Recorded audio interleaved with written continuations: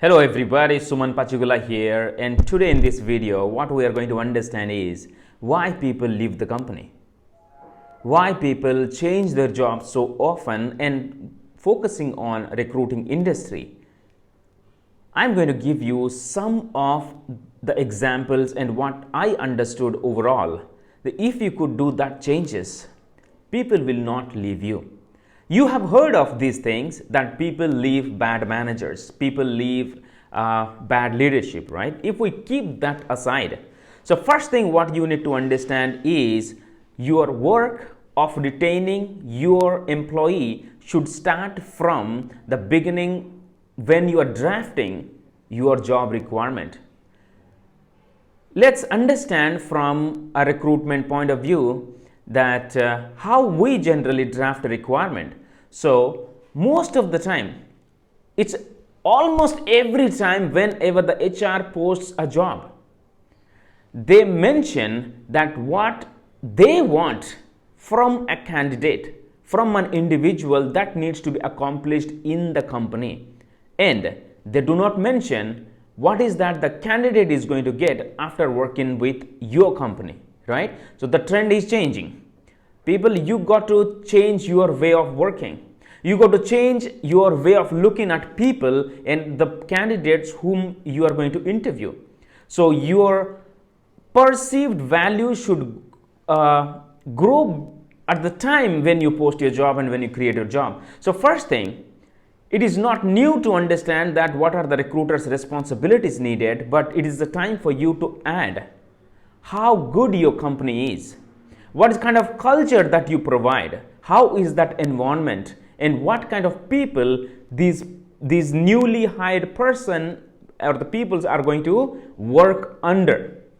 So, for example, a person joined a company and after a month or two they leave the company and you have no idea why they left it. It is not about the job, it is not about your company, but it is about what they have thought at the time of applying the job and what they're experiencing after joining the company. That conflict of interest led to resigning them from your job. So now it is time for you to understand that you got to tell the reality.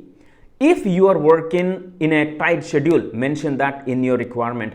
If the manager is a micromanager and he always stays on the top of the people, mention that in the requirement. You are a sweatshop, mention that in the requirement. If your clients are fast moving and they are expecting profiles within 2 hours, 3 hours or a half day, mention that in the requirement. Is that a team oriented or this is a strict policies and there are whole cameras have been there and people do not have to use their phones and nothing, when they come to work only work, mention that in the requirement and let people choose who would like to work in that environment with the benefits what they're going to get. So it is just not about you understand the requirement, you work on W2, Corp to Corp and so on, you need to find candidates, place candidate, good communication skills, work ethics. Keep that words or sentences aside for a moment and mention that this is the kind of environment you should be working on. This is what the people culture we have, and this is what the benefits we have for you, and this is how your career will grow, and this is what you should be doing. Now you got to change the way of attracting people by mentioning the real information. And why it generally backfires?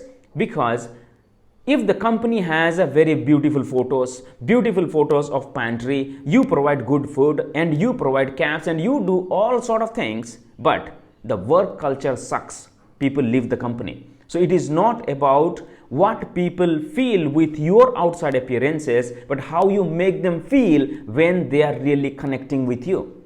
So it is time for the management to look at their leadership team and understand, is this information has been communicated properly in the market? Do the people whom they have been interviewing, do they feel the same thing before joining the company, after joining the company, and being when they are staying with the company? So if you explain so good about your company, your culture, everything in the beginning and they join, when they join inside and they work under a manager who doesn't have any leadership skills and that team involves more internal politics, then It's no way that you can retain that individual, because there was an image before joining the company, now it has changed. So now it is the time for you to craft your requirement in such a way that it will be real. What is currently going on, what you are expecting. If your client is giving feedback 2 weeks delay, mention that we are working with the clients, or you are going to working with the client, which take a little bit of a week or 2 weeks to take time for a feedback, and we expect you to continue follow up with the candidates. So we need that experience as well.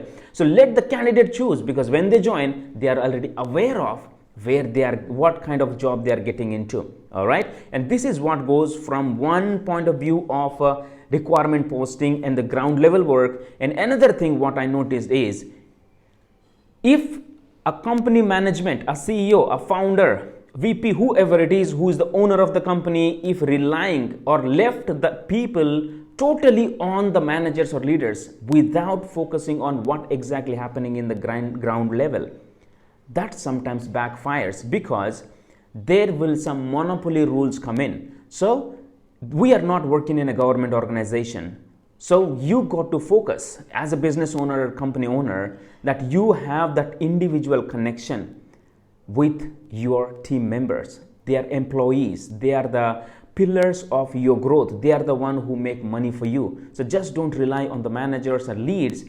Make sure that everybody knows that everyone has the free will and the full authority to connect with you at any point of time. Now that is going to give a major change, and that's what I have seen in my past. They feel connected. They feel there is a less bossy, and they feel that they have a space and they have a voice in the company to tell whenever they want to the right party whom it should reach. All right. So in this way, there will be less internal politics. There will be less monopoly rules within the team, and there is a high possibility to understand what is stopping your growth. So maybe sometimes you need to remove the ground level people, the worker, or maybe this is time for you to remove that manager or the leader.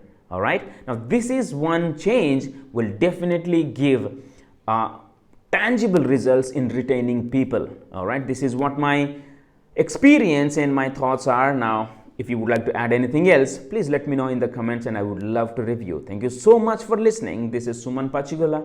I'm on a mission to impact 5 million lives through recruiters, and I love you guys. Take care. God bless.